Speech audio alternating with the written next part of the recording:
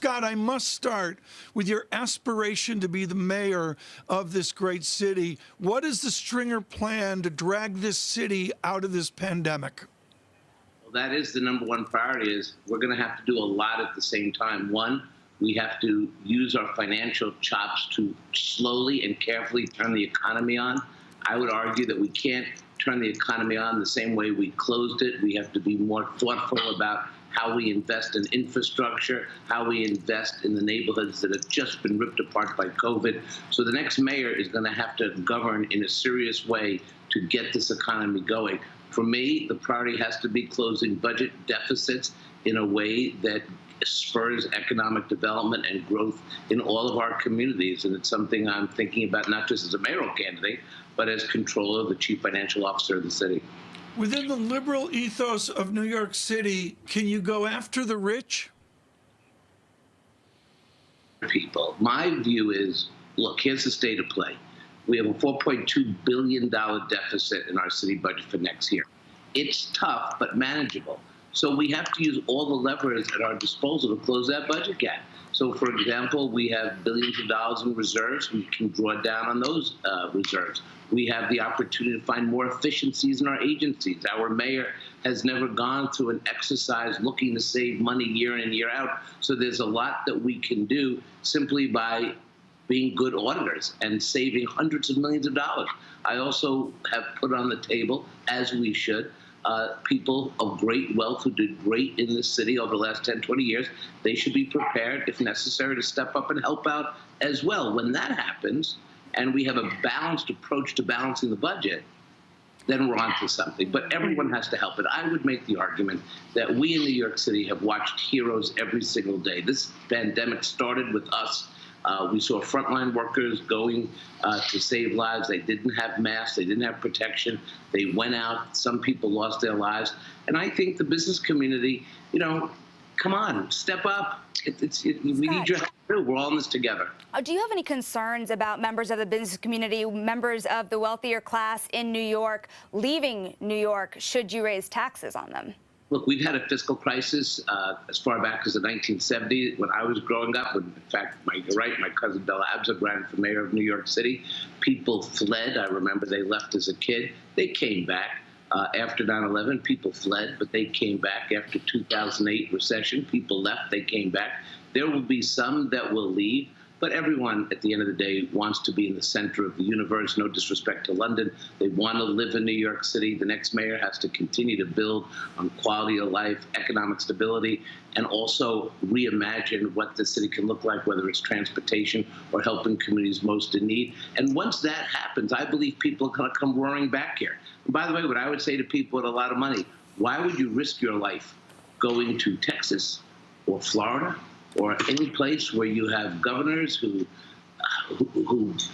just ignore health safety laws? You got to be nuts to go there. Stay where you are. New York City is the safest place in the world right now. But the thing is, people were moving there even before the pandemic had even started and before there was a greater push for these taxes. And I'm wondering, there are some executives in the financial industry now that are talking about moving some of their jobs there to potentially lower cost locations for their employees. Are you concerned about that realistically? What can we do to keep the New York City jobs in the financial industry? Well, look, we have to continue to build a city that attracts business, attracts entrepreneurship. We have to invest in our tech community. We were starting to do that.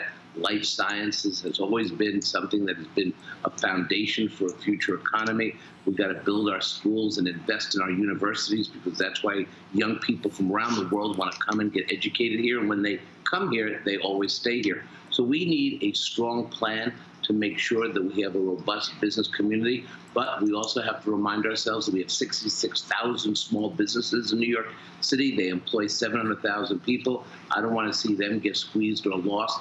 I do have great expectation that Amazon is going to do just fine and Facebook will do just fine. For me, we have to double down on our small businesses, those middle businesses that can mean the difference of people fleeing or people staying. But we need a mayor with a plan and somebody who has the strength of management chops to get us through these very tough times.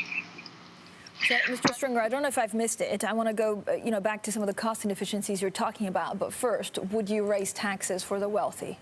I said that we should put everything on the table. Wealthy people, if needed, should pay a little more to get us through this crisis. We have asked our frontline workers to make the ultimate sacrifice. It seems reasonable that people who have great wealth would want to help the city a city in which they made money at. I don't understand this notion of throwing your hands up and running away. This is the time you stay and fight and you build back the city. This is the city that made you great. It's the greatest city in the world. Let's all do it together. And let's all be heroes as we struggle to get our deficit under control and our economy under control. Look, without New York City, the national economy will struggle. We send $22 billion more to our federal government than we get back. And all we're asking for on a federal level is a stimulus package that recognizes the political, not the political, but certainly the economic might of New York City.